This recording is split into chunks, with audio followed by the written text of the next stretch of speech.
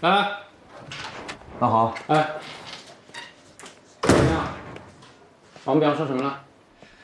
王彪承认了，他说洛迪已经知道他跟薛叔的情侣关系了。知道了。怎么知道的？大概4个月前，洛迪趁他睡觉的时候用他的指纹开他手机，而洛迪也看了他的朋友圈。洛迪呢，当时是认出了薛叔手臂上的纹身，所以他猜出了是他。这有事儿，这指纹还不如密码保险呢。那他知道了怎么办呢？这个洛迪呀，找过薛叔一次。哎呀，老婆，你不要走呀！你去哪里？薛叔，你个臭流氓，你还敢来搞我老婆？我就打！你敢说不敢当是不是？啊！你今天我们在这理论一下。你少放屁，滚回去，丢人现眼！我就丢人现眼！你敢干什么？干什么？戴枪！你打的什么枪啊？我不丢，我不丢了。哎呦！松货，走。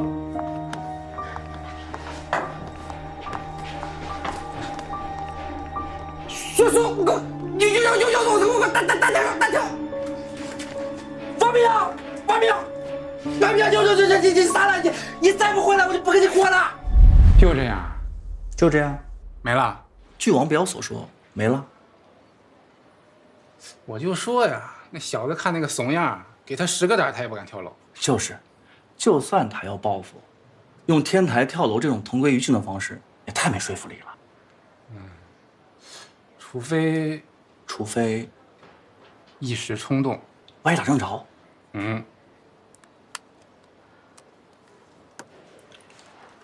姓名？我叫贺喜，是一名婚礼摄像师。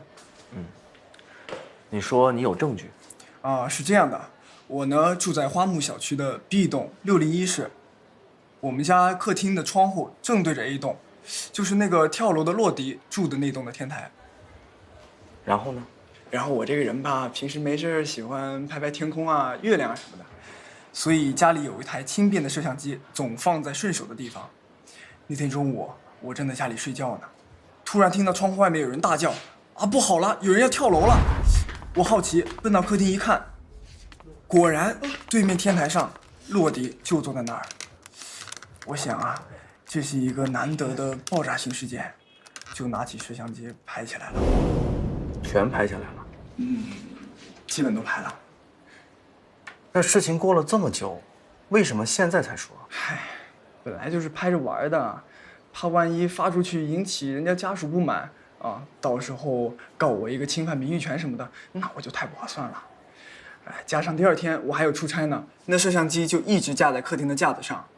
等我回来才知道，居然还打起了官司。这个时候我才想到要把视频拿出来的。视频呢？这儿全拍下来了。对。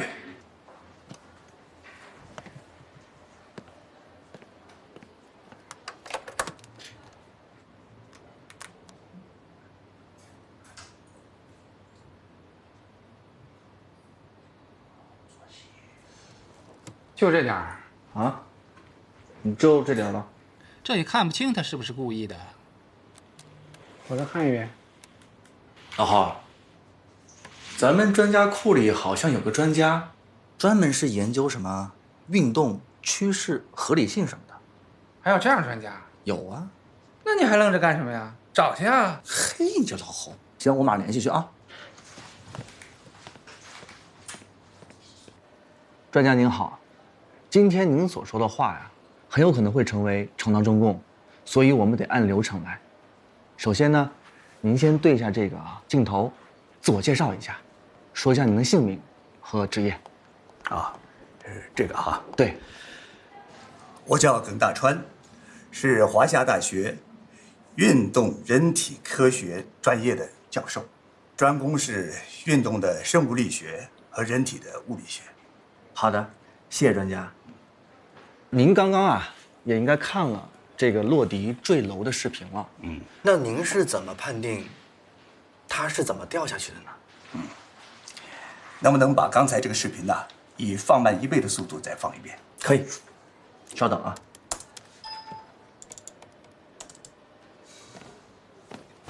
好，停。你看，这是洛迪在坠楼前的最后1秒钟。如果一个人他主动选择跳楼，通常的情况呢是面朝前跳下去，而不会选择背向倒下，因为这取决于人类的一个生物的本能。因为背朝后啊，它会增加更多的焦虑感和不安全感，哪怕是自杀，人也会选择相对来讲比较安全的、很没有痛苦的方法。当然了，也不能绝对的说没有一个人是背朝后跳楼的，但即便是采取那种形式，但人的身体啊，通常会表现出双腿伸直，背部呢是自然的仰倒，人体几乎是成一条直线，靠自然下坠的力量，慢慢的往下倒。而你看这个视频啊，洛迪坠楼的动作，那很明显，那是因为身体的重心不稳，无法保持平衡，被迫的向后倒的时候，一种自发的保护机制的突发状态。所以啊，从上所述，从他坠楼前的身体状态、重心位置来分析，他的坠楼应该是受迫性的运动。那也就是说，洛迪的坠楼不是自杀，而纯粹是意外，对吗？根据我的分析，应该是。那他掉下去的原因到底是什么呀？其一，人坐久了呀，尤其是保持着双腿几乎完全蜷缩的这么一种坐姿啊，他的血流会不通畅，容易导致两腿发麻。这个时候如果猛地站起来，就不容易站稳，会往后倒。其二嘛，你看就是这个动作哈，如果我们以放慢5倍的速度看一下，就能很清楚地发现，他的腿是被什么东西绊了一下。哎，是呀，是吧？啊，所以我估计啊，他是猛地站起来，然后腿发麻了，就不由自主地往后倒。正当他试图脚往后退的时候，恰恰被栏杆绊了一下，所以使他的身体更加失衡，最后不可避免地倒了下去。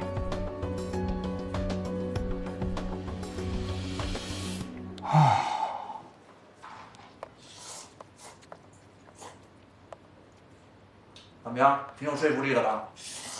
还行。你还真别说，那现在还真有这种专家啊！可不是嘛。哎，我想起来了，现场发现过一个线头。线头？对啊，公安方面都查清楚了，这个检察院呢也认为没必要起诉了，所以啊就撤销了。小周这次的话说的真漂亮，只不过不要暗地里憋出内伤了。以前啊，很多人都认为只要是检察院送上来的案子啊，肯定是板上钉钉，毫无疑问的。法院呢，肯定是判有罪的。那要真是这样的话，那还要我们法院干嘛？让公安直接按照有关的刑法条例把嫌疑人送监狱不就得了吗？对啊，我觉得这点牛老说的特别对。其实有很多案子送到了咱们法院，还会再发现更多新的事实和证据，然后返回去重新调查、重新起诉，这才是咱们合格的法官和法院该做的事儿。后面双方就像是在打仗，只不过这次是检察院投降的。错，这在审判的这个案件当中是非常常见的。随着这个案子越审越明，没有刑事责任的案件自然就会被撤销。所以马拉松，你要多学习。对，岳阳说的对啊，这个检察院它不是投降，反而体现了这个检察院非常的认真，对没有必要起诉的案子呢，就依法停止。不要因为这个权威啊、面子啊硬拖着下去啊，没必要。说的太对了。也就是说，现在其他都不是我们应该考虑的，我们就要把所有的精力都放在薛勤扔菜刀致死薛叔的案子上。这下午啊，就第2次开庭了，希望大家呢打起精神啊。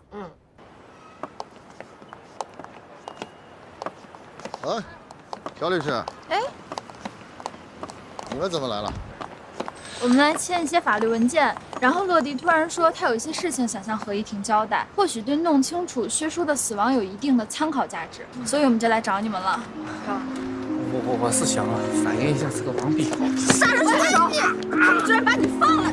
这里是法院，请注意你的言行。王碧瑶，你干什么？这法官都判了，我是无罪的，是不是？你们包庇凶手！别胡说啊！公安已经调查清楚，检察院都已经撤诉了。我呸！洛迪，你要不是看到薛叔从楼下路过，你怎么可能跳下去？你花了薛叔的命！王碧瑶，给我住手！我告诉你，害死薛叔的根本就是你！哎，我跟你说，我不怕丢人，我当着法官的面我说，要不是你们在那偷鸡摸狗，我能上天台吗？我要不上天台，我能一不小心掉下来杀死他吗？我早收购你了，我告诉你，法官，我不怕丢人，我今天我当着你们的面，我要揭穿这个女骗子的真面目。洛迪，你还想不想活下去啊？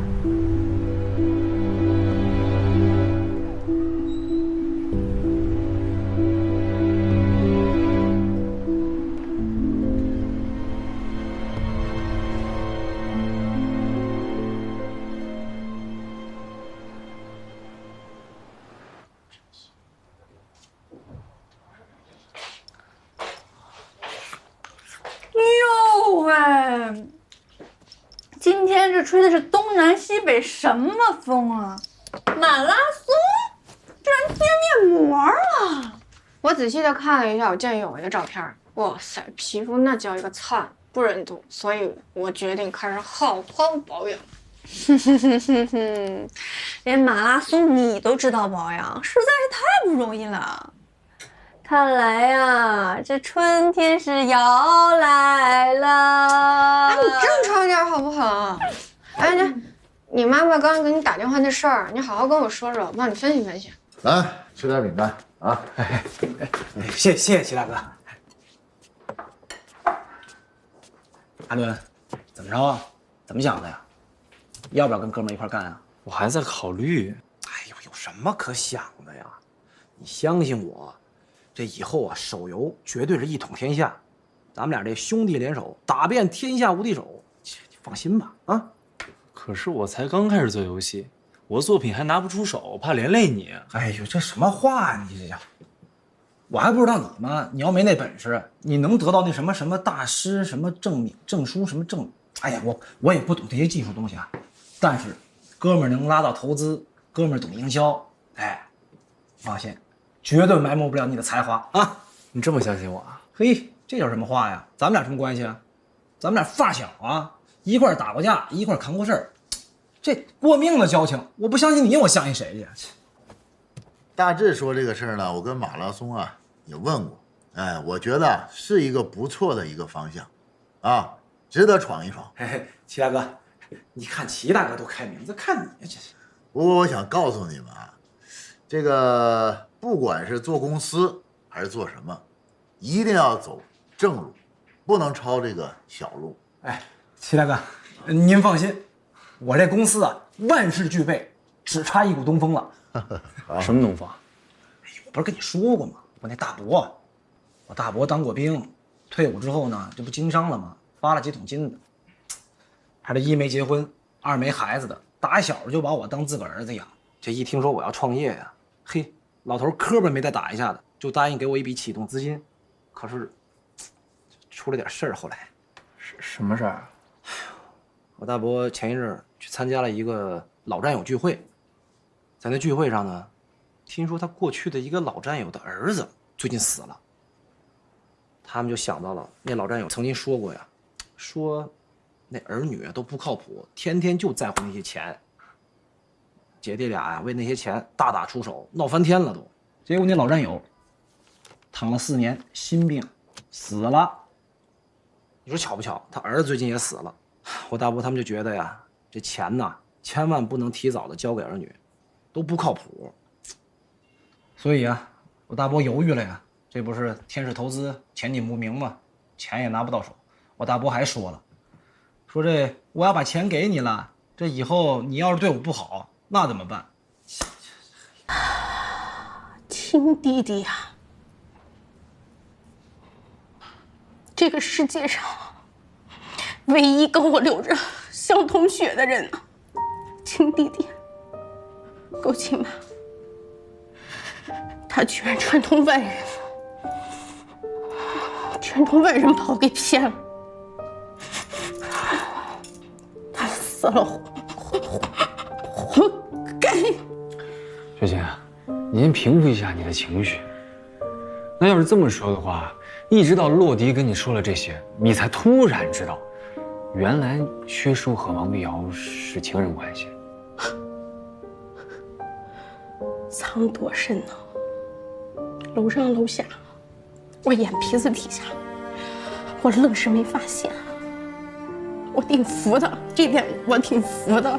所以你非常相信洛迪跟你说的话，并且认定了他们两个一定是合起伙来算计你的，是吧？不然呢？这道理咱想不明白呢。钱一到手，王碧瑶出尔反尔，就要把我从房子里赶出来，我能办吗？这房子是我爸爸留给我最后唯一的东西，我能办吗？不可能。这就对上了，所以才有了后来，王碧瑶去法院上诉你的事儿。那么当时的你，可以说是一无所有，既被人骗了感情，又被人骗了钱，甚至可以说是马上就要流落街头了吧？流浪狗见过，我弟弟就是想把我逼成流浪狗。你想过杀死薛叔吗？啊？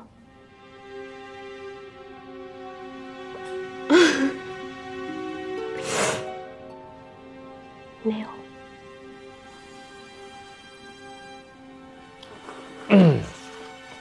小姐啊，这个是我们请公安调取的，在你电脑上的上网历史记录，发现你在案发前不久，一直在搜索一桩4个月前发生在深圳市的菜刀杀人事件。哦，那个是我无意间看到的。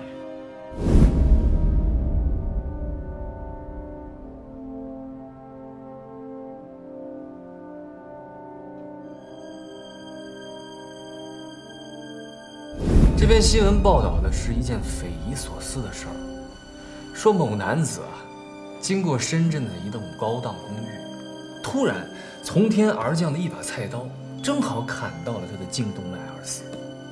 后来公安并没有找到这个菜刀的主人，所以就定性成为了意外。你知道吧？这事儿你们也知道吧？这不网上都流传开的事儿，大家都知道吧？是啊。他的意思呢，是想问一问啊，你有没有从这个新闻当中受到启发啊？也想一把菜刀啊能掉下来，正好呢能砍死一个人，还不受什么追责，想模仿他的这个心理啊，这个想法有没有？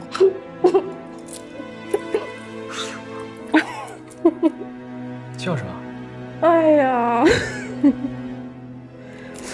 我笑啊，就是我杀人，我杀这2个人，你说我杀谁？我肯定杀王碧瑶啊！不，薛生那是我弟弟啊，我从小看着他光屁股长大，他什么货色我不知道，他有那智商，那脑子。王碧瑶是坏，王碧瑶，我就认准肯定是王碧瑶，他色诱了我弟弟，那傻货相信了呀，就听了他的了。肯定是这样。哎，我就觉得是这样的。你们俩说的那个网上的那个事儿，我当时就是好奇，我就把它就随便那么放在收藏夹里了，真的没有什么特别的。还有就是，我就想要是有一天我要是想杀人的话，我觉得那方法，我觉得不太现实。那怎么能在楼上，你也不知道下边是什么人什么的，刀下去什么就能把人给杀死？我觉得就我这智商，我听起来都像动画片儿。不是，二位法官大人，你们都是这聪明人，你们能用这方法杀人吗？好，我接着问啊。那么案发当天，你是不是给薛叔打电话邀请他来吃饭来？是。那他当时一口答应了吗？答应了。你打完电话之后又做了什么呢？我就去准备烧排骨了呀。你为什么要戴着那个橡胶手套啊来切排骨啊？怕血腥味儿。那个菜刀什么时候买的？3天前。手套呢？一起买的。为什么在出事那3天前买的这些东西，而不是一直都有呢？家里的用完了，我就买新的呀。根据你在公安做的笔录啊，你说你跟我们的法院工作人员起了争执，从门外吵到窗边，又从窗边吵到了客厅中央，然后你对着窗口，一下子就把菜刀扔出去了。哎呀，我跟你说，我太生气了。哎，就这么个房子的事儿，上门催了我几次了，我真生气了。我知道我不对，但我真生气了。可是你这些行为，看上去好像是有其他的目的啊！你们干啥呀，伸手！外面的人看一看呀！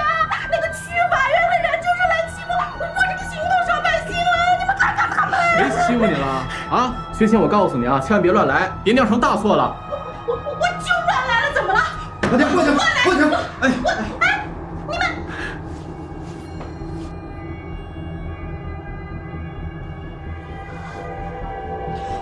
报警了是吧？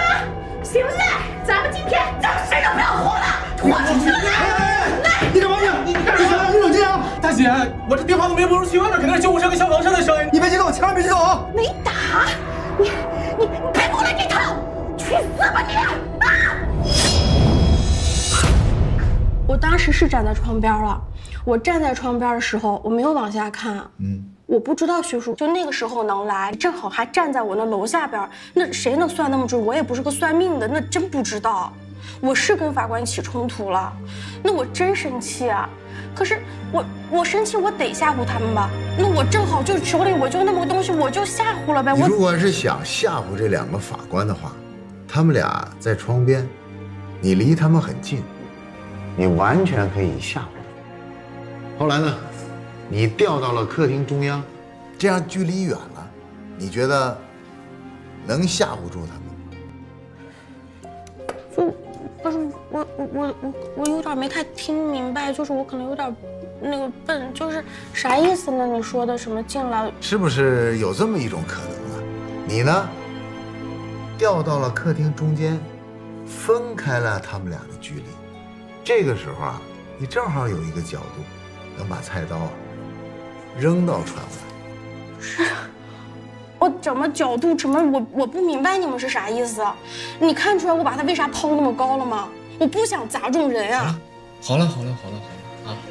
我接着问啊！案发当时，你为什么突然请薛叔来吃饭呢？因为之前不是因为理财产品的事，你们2个闹的关系特别不好，甚至说是断绝来往了。哎呦，你想想。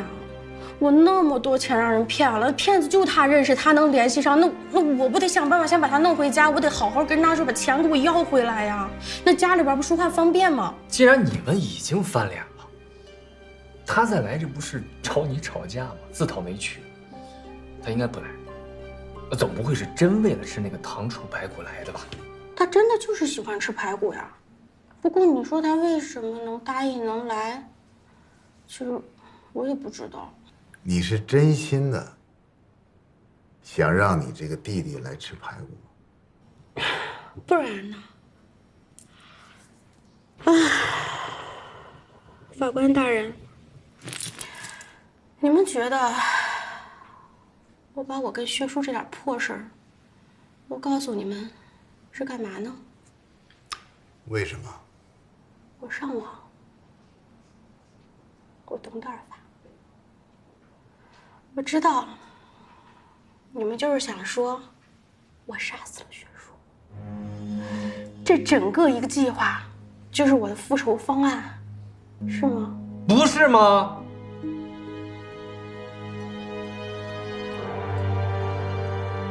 学叔是弟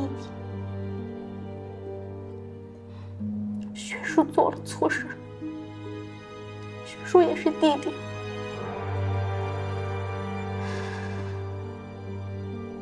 你们这样认为我，你们有证据。如果你们没有证据的话，我刚才跟你们说的一切，就是我跟我弟弟之间的一些私人过节，什么也证明不了。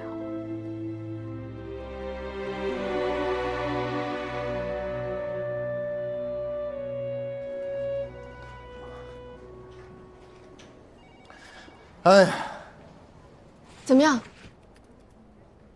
难得看见辩控双方这么高度的和谐。他们不同意变更罪名，因为证据不足。被告人薛勤过失致人死亡，依照《中华人民共和国刑法》判决如下：全体起立。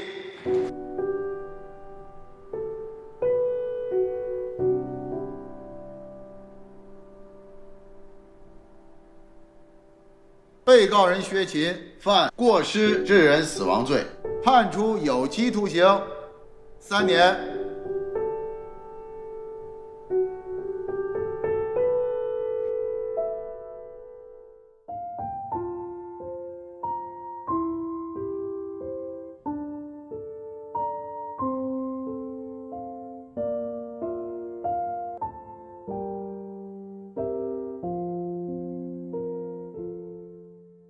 大家激动人心的时刻马上就要来临了，我们倒数3、2、1，揭幕！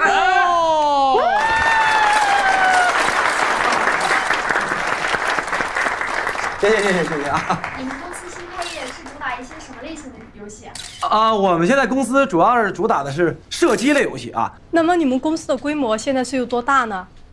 我们公司现在规模只有30到50人，但是我们坚信啊，我们这个公司未来会突破1000人，甚至1万人。我们力求做中国最好的游戏公司。行了，其实你别哭了，你这小孩受了伤了，你稍微轻点啊，没事，开心。看他过得那么有出息，你放心了吧？我一直都很放心，只是担心而已。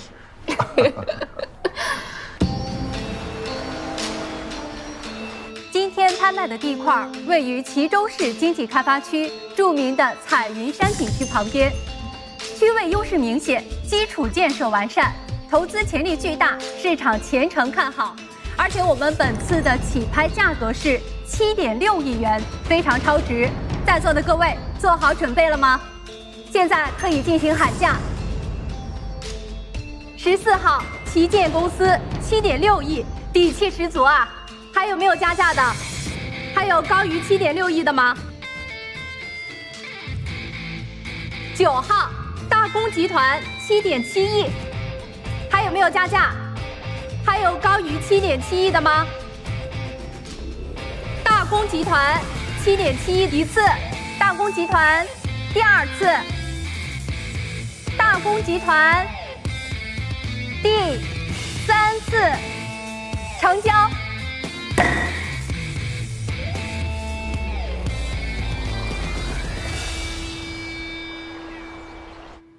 这里是北城1期，这里是北城2期，区指挥长最终划给我们的北城3期规划用地是在这里，依山傍水，条件优越，非常好啊。只是有点遗憾。怎么说呀？这一块夹在2、3期之间，刚好占据了海景的最佳位置，破坏了2、3期的整体性。如果这一块也能划给我们北城3期的话，是选址打造3期楼王的最佳地点。哦，最好的位置。哎，苏涵，这没跟屈怀仁提过吗？这块地的问题。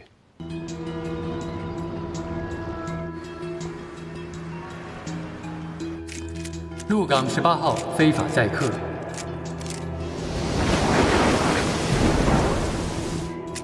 一行8人，4人失踪，1人死亡。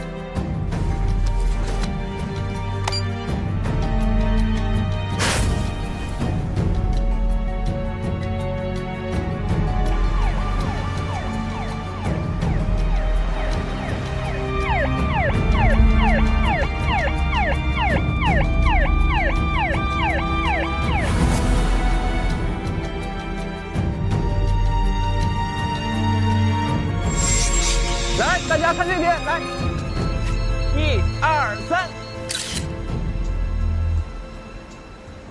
哎，姐，跟你说一声，我上船了啊。哎，因为我海上没信号，我先关机了。你放心吧，我一定多拍照片啊。哎，再见。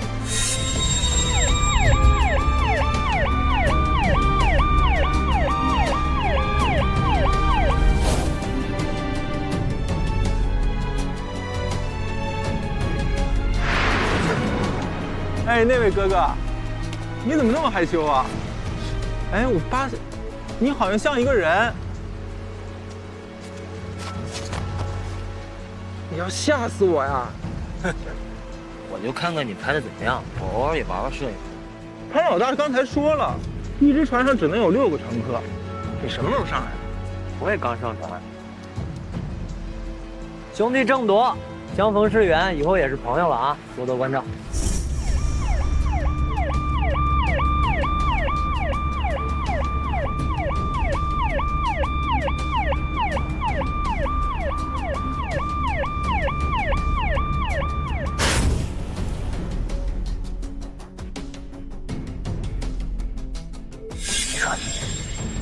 非得着急忙慌的，这么黑漆漆的要上岛。说岛上的菩萨特别灵，未来一定生儿子，咱们就忍忍吧。行，忍一忍。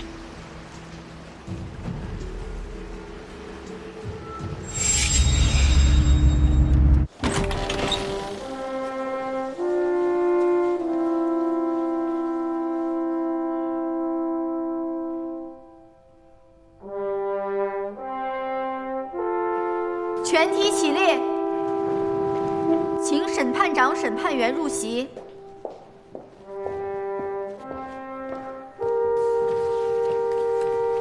报告审判长，庭审准备就绪，可以开庭。好，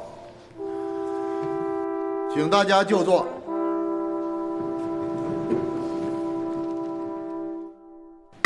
现在开庭。带被告人郑铎上庭。被告人郑铎，你再详细的复述一下，鹿港18号离港以后发生了什么？你们为什么没有到达登仙岛？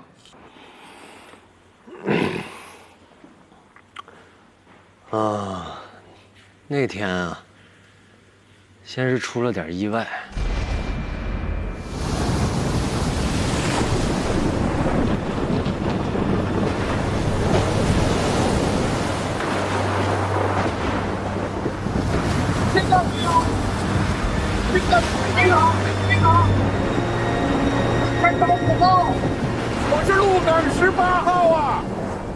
请回答，前方情况怎么样？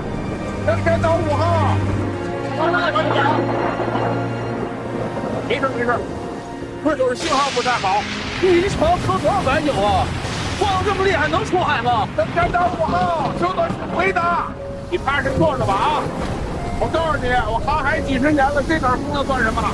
我保证把你们都送到登山岛去啊！登山岛，不是前天到不了。啥？登山岛5号？你说什么？啊？什么没有蛇蝎上不了？没事的，你踏实坐着，没事，坐着，没事是吧？啊，风要再大了，等会儿回去啊。坐着啊。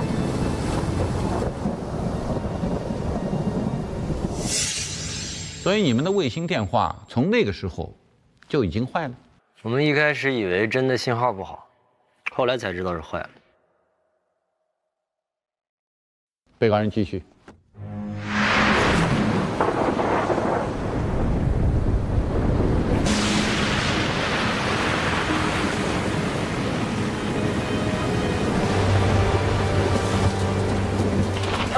不用你，我来，手放开。没事吧？没事。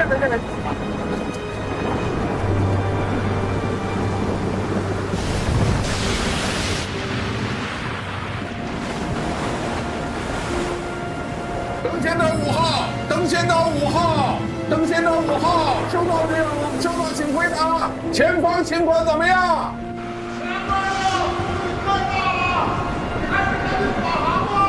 明白，返航。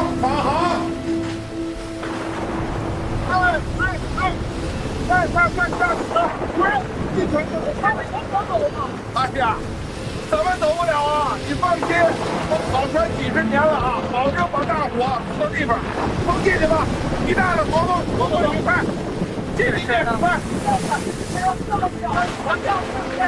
退什么退呀？啊！我保证你通道不就完了吗？你确定能到登仙岛吗？没问题。哎呀，快进去！你大了活动，快点！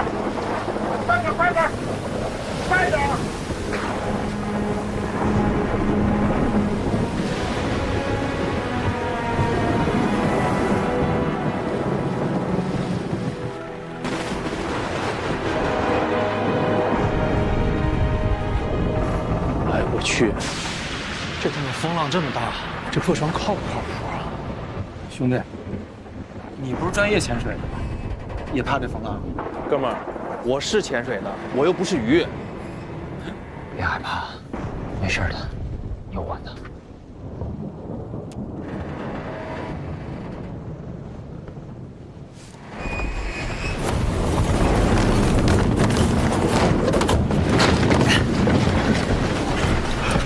没事吧？没事吧？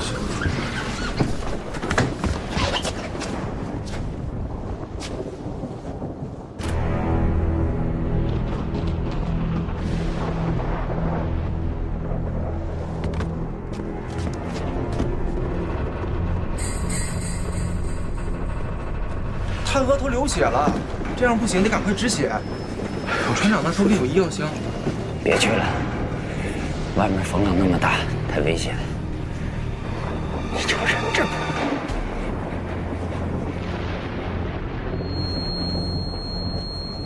我去。哎，站长。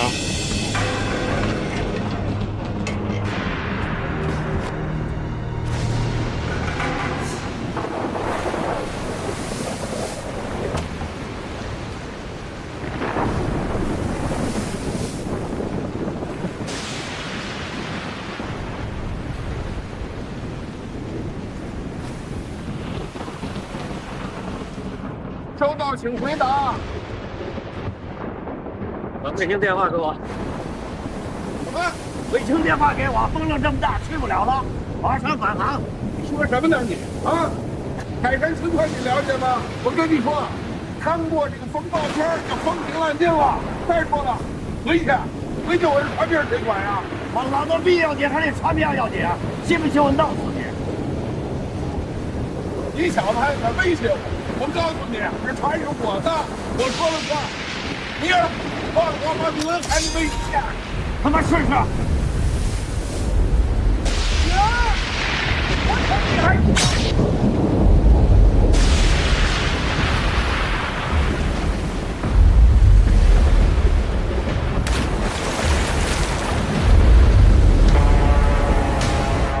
啥？船长死了？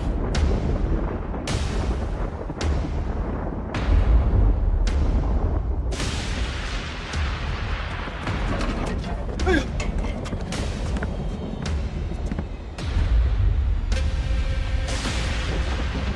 妈的，破玩意儿还他妈坏！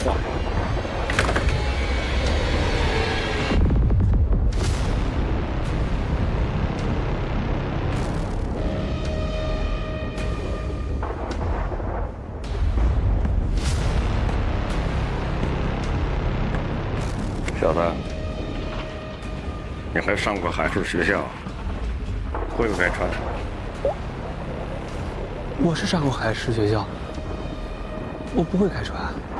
你不会开船呀？那船长都已经死了，我不动。我还没弄死，我还没生儿子呢，老婆，对不起你了。船长死了，你们都知道。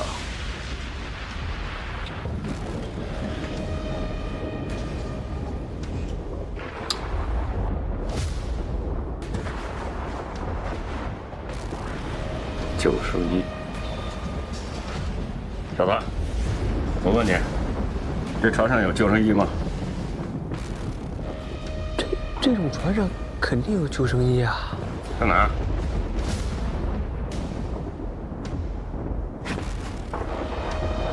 那儿呢。你，啊，找出来。好。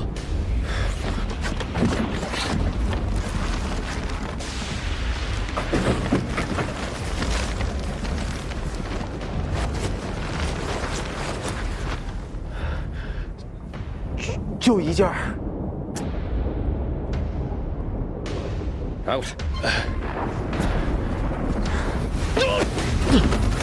这救生衣是我的。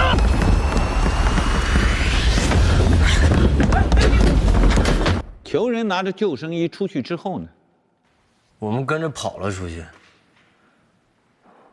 就看到。你别动了，我很高兴的。救生衣给我，就一个，我给你。别打了！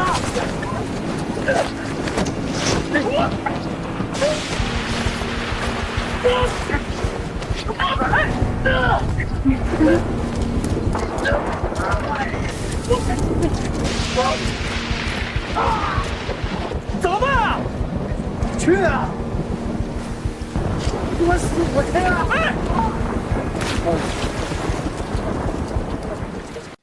被告人齐文静，救生衣后来被谁拿走了？胡白。后来呢？后来，王贵就冲了进去。我说这位朋友，别躲呀！你能躲哪儿去？别躲了，这点地方你也躲不住啊！来来来来，出来出来出来，聊聊咱们啊！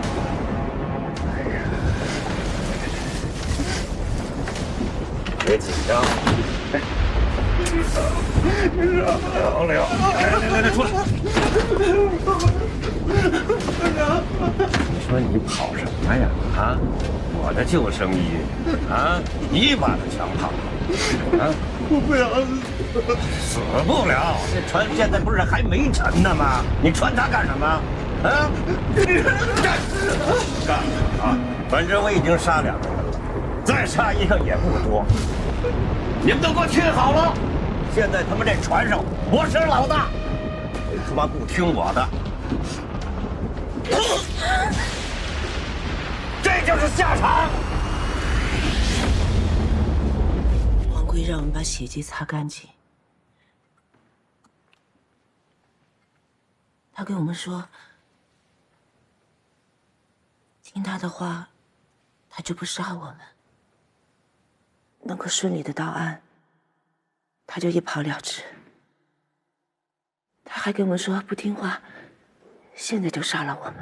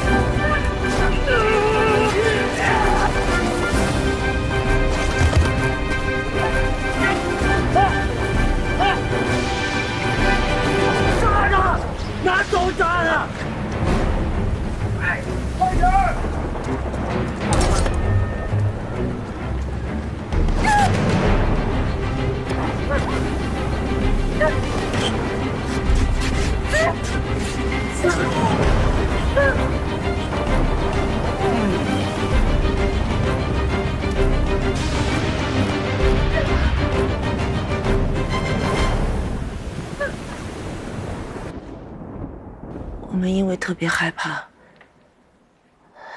所以把他的尸体、刀，还有行李什么的，都丢到了海里去了。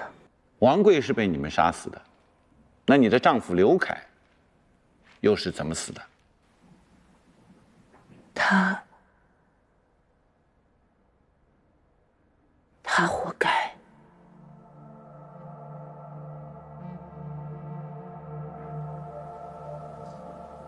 他疯了，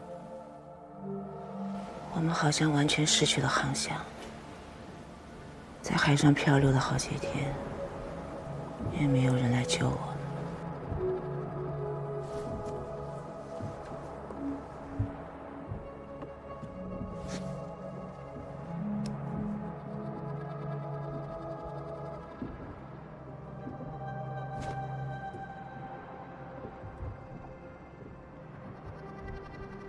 怎么了？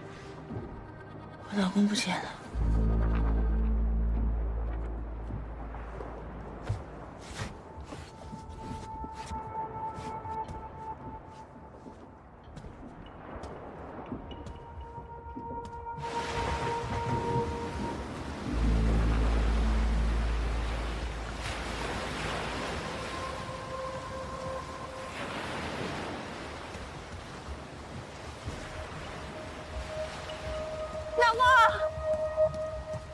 老公，你干什么呢？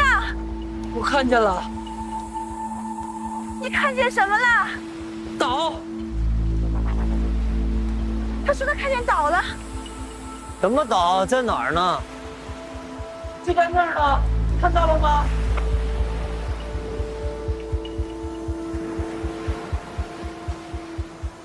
那哪有什么岛？老婆，我们得救了！我穿着救生衣，我可以游过去的。我到那个岛上叫人来救我们。你放心，我会回来救你们的。你快下来吧，那没有什么岛，你会死的，你快下来。有的，就在那儿，你看不见吗？你们瞎了吗？不是，那儿真的什么都没有啊！你快下来吧。最后一箱水都喝完了。我们在海上已经喝了4次，那明明就有一个岛，你们说没有？你们是瞎了吗？你们肯定都瞎了！我救他下来。刘凯，那什么都没有，那根本就没有岛。你快下来吧，太危险了！你们都疯了！哎，你们干嘛呀？在干嘛？哎，不去了。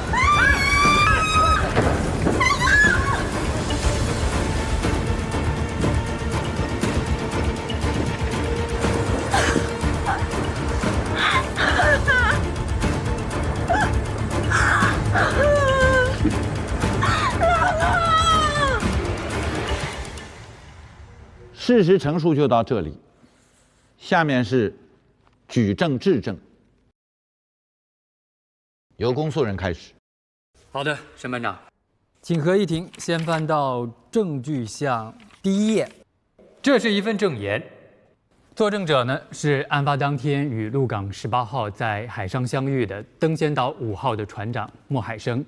由于他本人无法到庭，所以公诉人将这份笔录呈上。可以证明，案发当天，鹿港18号的确与登仙岛5号在海上相遇。船长莫海生曾劝鹿港18号返航。何守义对自己多年航海经验的自信，最终他决定冒险前往，最终才导致了杀人事件的发生。第2份证据是根据海事卫星的定位数据绘制的航海路线图。通过这张航海路线图可以看到，鹿港18号在驶离了码头之后，的确是朝着登仙岛的方向驶去。那在航程一半的时候，碰到了登仙岛5号船。不过仅仅过了10分钟，鹿港18号的信号就消失了。这也是为什么后来海事警察隔了半个月才找到他们的原因。为什么鹿港18号的信号会突然消失？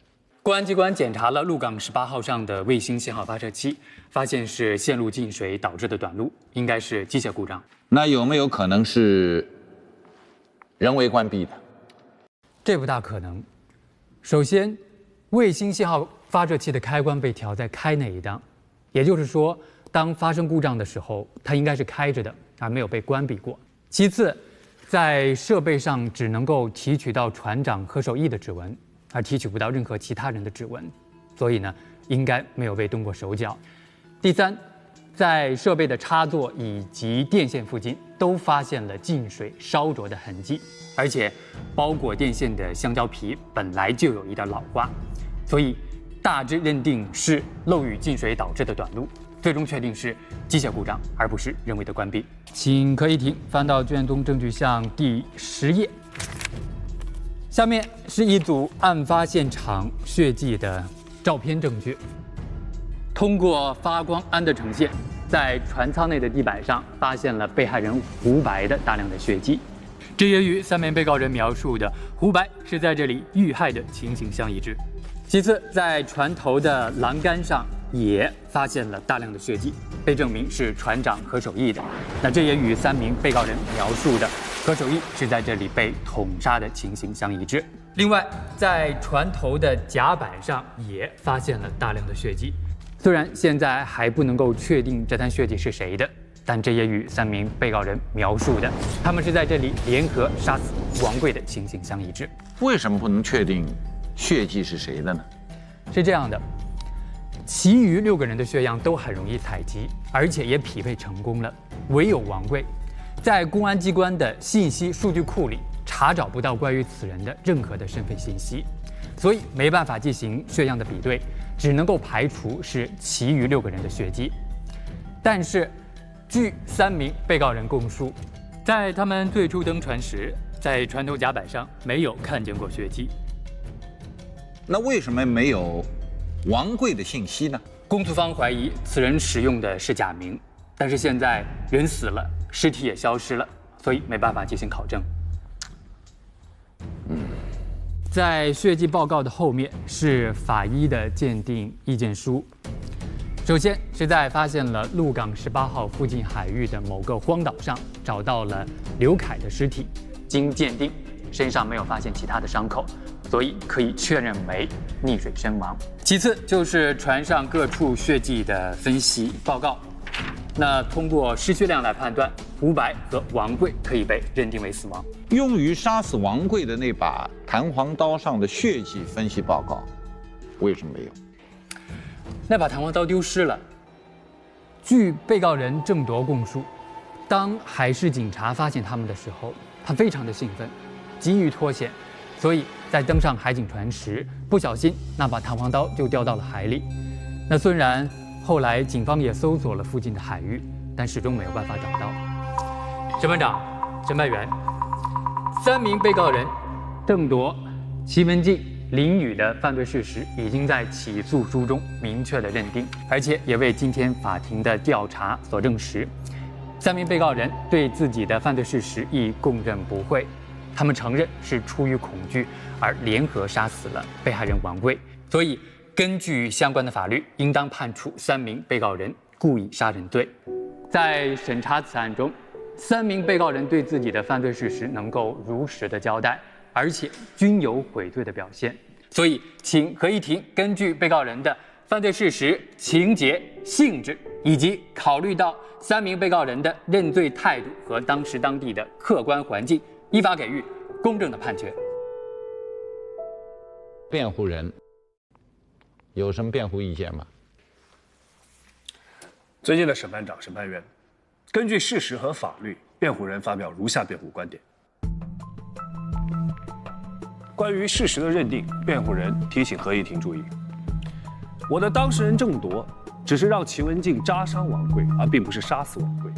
没想到齐文静失手杀死了王贵，所以郑铎不应该对王贵的死亡负有责任。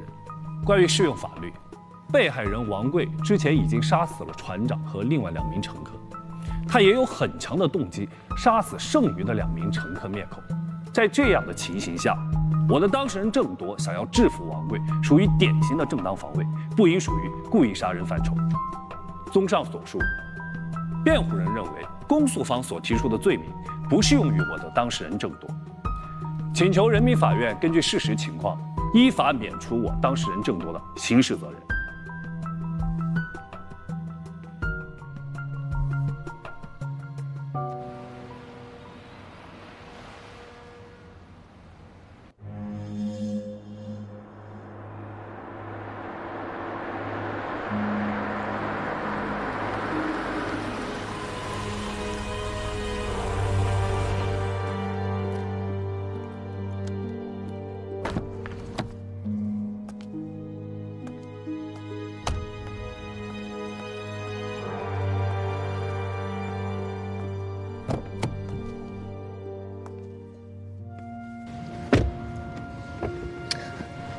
包总，他说他的事儿还指望着您帮衬着，说要不然的话，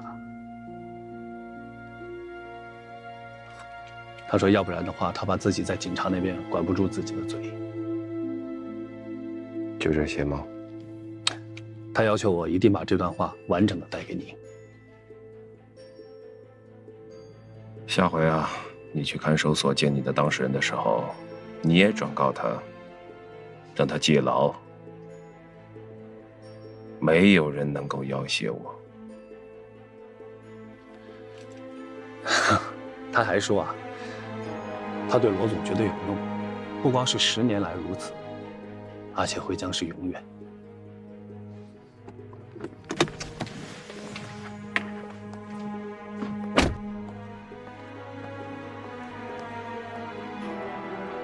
去啊，赶紧坐。今天这个合议庭到底是什么看法啊？你们？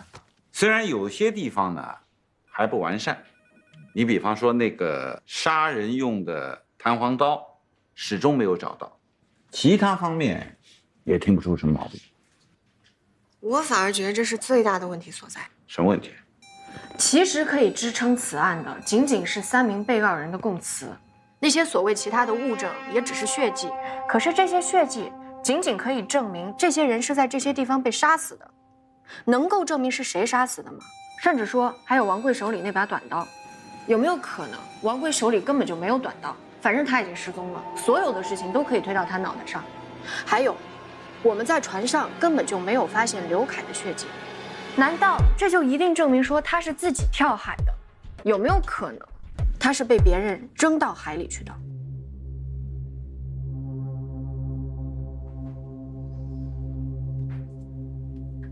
这也只是我的一种推断可能性而已。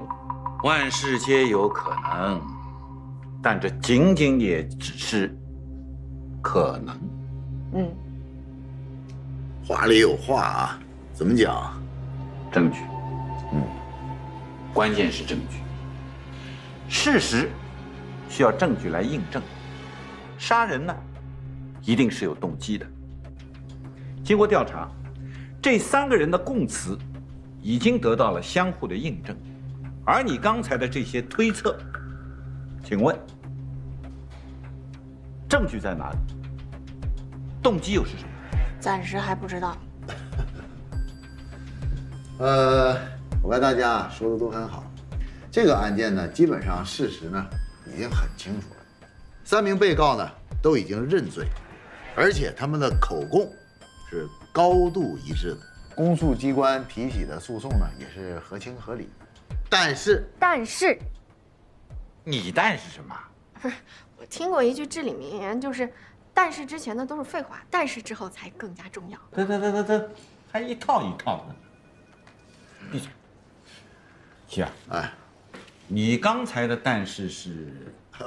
我刚才的但是啊，咱们说好了，我刚才的但是，前面那些话，啊，可都不是废话。这个但是呢，我有一些疑问。第一个我想说的就是卫星电话。我想问一问大家啊，这个何守义在船上他是怎么死的？他是在甲板上打电话，然后被王贵刺中胸口，推下去的。妈，老子命要紧还是船票要紧啊？信不信我弄死你？你小子还敢威胁我？我告诉你，这船是我的，我说了算。你要是不听话的话，把你扔海里喂鱼去。你他妈试试！呀！我操，你还！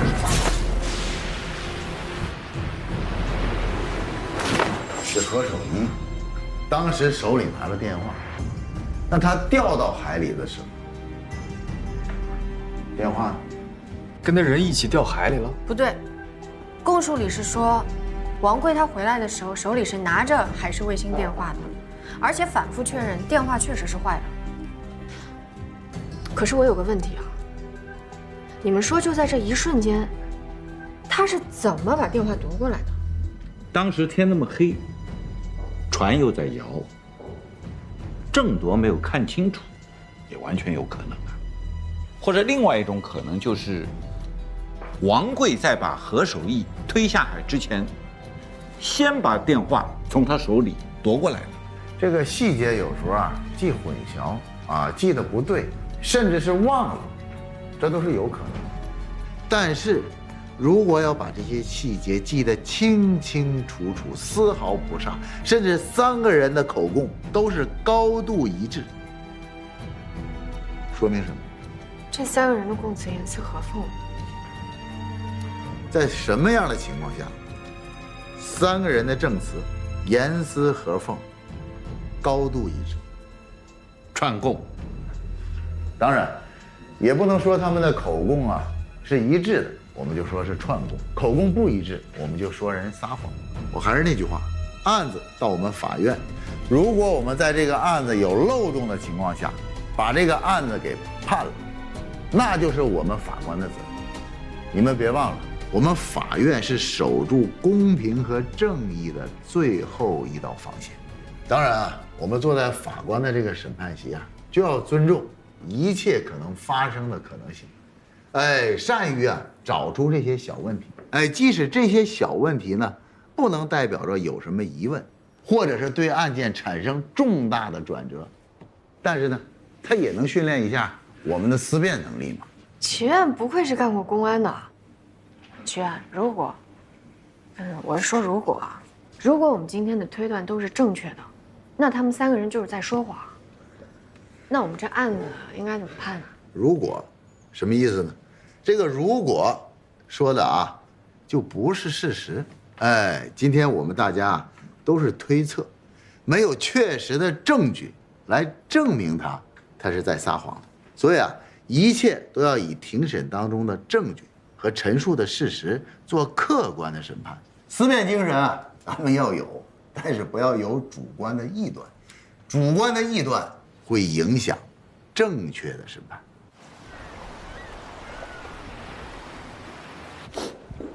下班啊？下班。马浩松，齐院长在吗？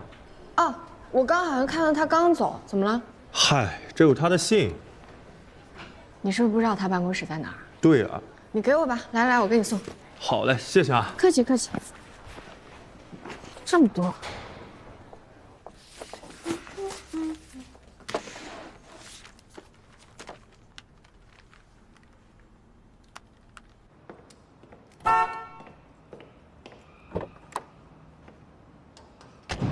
哟，江源，啊，怎么了？好像电瓶没电了。啊，你怎么能会修车呢？我给你找一个人。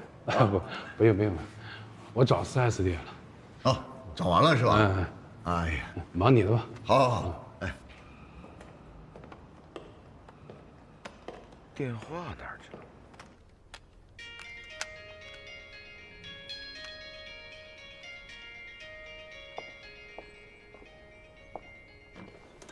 哇！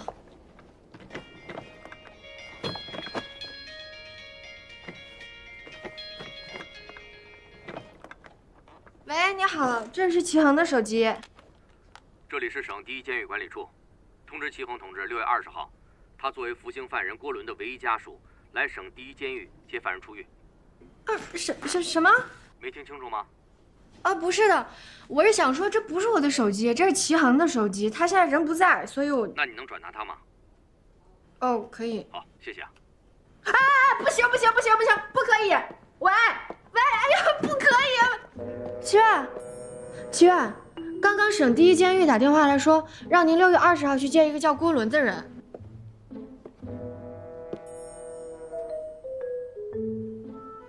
哦。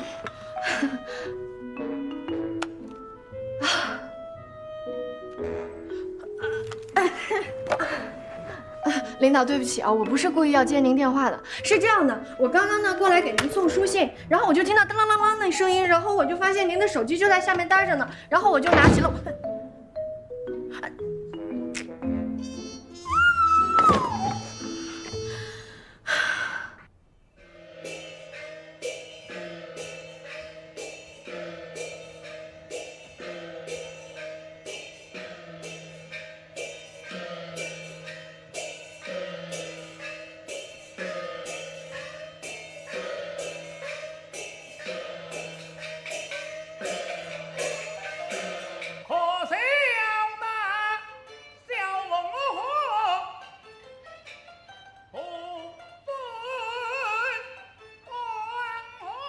罗总，您找我？你通知财务老刘，让他明天拿20万现金出来，交给钢球，然后转送给争夺那个酒鬼老爸，就说是公司分红。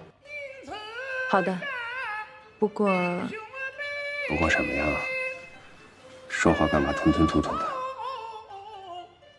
罗总干嘛对那个争夺那么好？好吗？你知道诸葛亮为什么7擒7纵孟获吗？是不是孟获很了不起？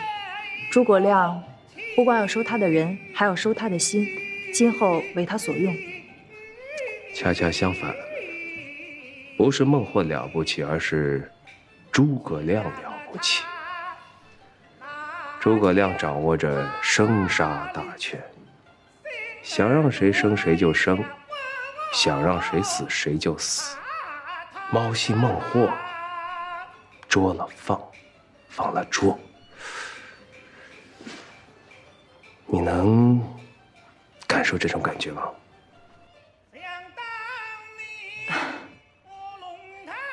听罗总这么一讲，好像似懂非懂了。真的懂吗？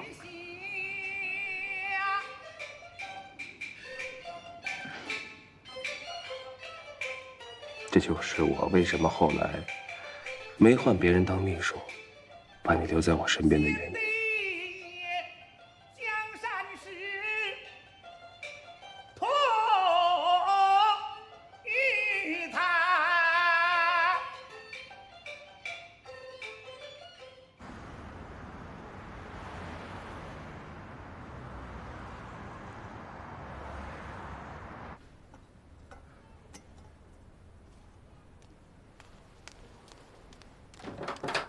回来啦，赶快洗手吃饭了，正好做好了。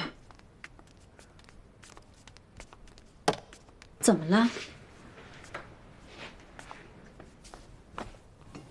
毛裤耗子，什么？我就不明白了，我哪一点不如一个以前干公安的人？好在我在政法系统摸爬滚打了20年，凭什么让他从天而降，一屁股把我路堵上了？你说这个姓齐，什么背景啊？哎呀，什么背景？我看你呀，就是愿意怨天尤人。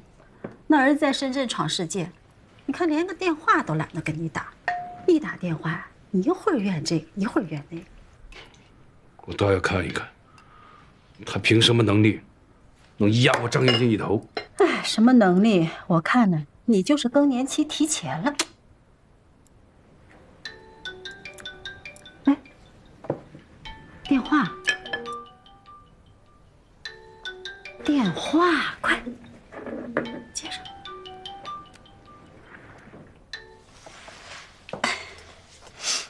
啊，喂，罗总，啊，什么吩咐？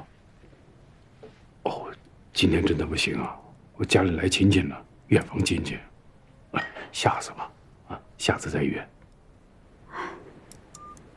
又是罗怀公，还能有谁？哎，这个罗怀公啊，成天跟个苍蝇一样盯着你，真是讨厌。你别这么说啊，人家说不敢怎么说，是市里的吴书记啊。啊，我们局有人这样说过，那谁知道真假呀？圈里人都这么说，八成不会假。人家说不敢怎么说，是市里的吴书记啊。啊，我们局有人这样说过，那谁知道真假呀？圈里人都这么说，八成不会假。哎，那要这样，我跟你讲，千万不能得罪他。你要想往上进步，说不定他以后还能助你一臂之力呢。吃饭。嗯。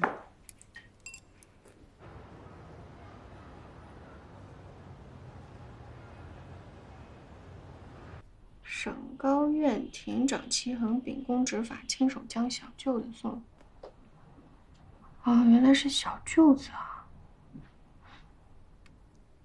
犯故意伤害罪，被齐州市河东区法院判处有期徒刑2年半。